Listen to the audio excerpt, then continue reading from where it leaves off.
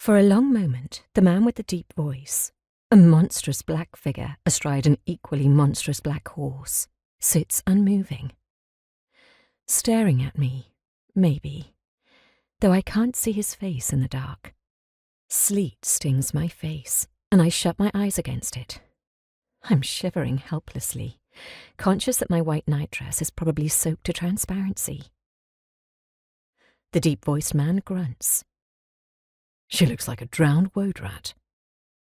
I don't know what that is, but it doesn't sound very nice. Do you want her or not? Asks the ruffian. Should I put her back? Put her back, snaps Deep Voice. After all we did tonight to capture her? Idiot. Bring her here. The ruffian drags me over to Deep Voice, who reaches down and grabs me by the shoulder, hoisting me bodily as if I weigh no more than a tankard of ale. Clumsily, I manage to get my legs astride his horse. No point fighting, unless I want to fall off and break an ankle. My bare feet dangle on either side of the horse's massive body, and my rear is tucked against Deep Voice's groin. I nearly pass out right then, because I've never been this close to any strange man. Deep Voice reaches backward and procures a large animal pelt from somewhere. From a saddlebag, maybe. He drapes it over me. I'm shaking against him, trembling like the feathers of a songbird in a high wind.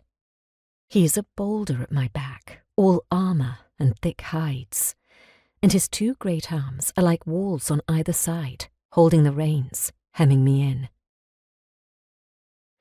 Earlier, Deep Voice spoke in the common tongue, but now he shouts something in a language I don't know, and with a rumble of hoofbeats, he and his men charge across the plains toward the river.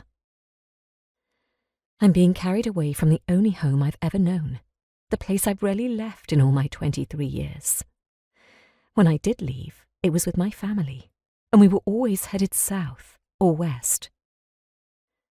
The raiders are taking me northeast. That way lies a string of border villages and outposts, scattered through the foothills. Then there's the Altagoni mountain range, like a ridge of broken teeth. And beyond that sprawls the domain of the northern warlords, the expanse of savage wilderness we call the Blood Salt. My captors take the river bridge boldly, galloping past the lumpy forms of slain guards.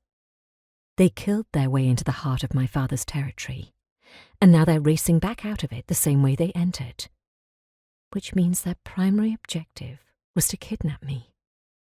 Somehow they knew I'd be alone in the fortress, and that most of my father's soldiers would either be accompanying my family to Chimehold or stationed along the north border. My father doesn't have enough men at his disposal.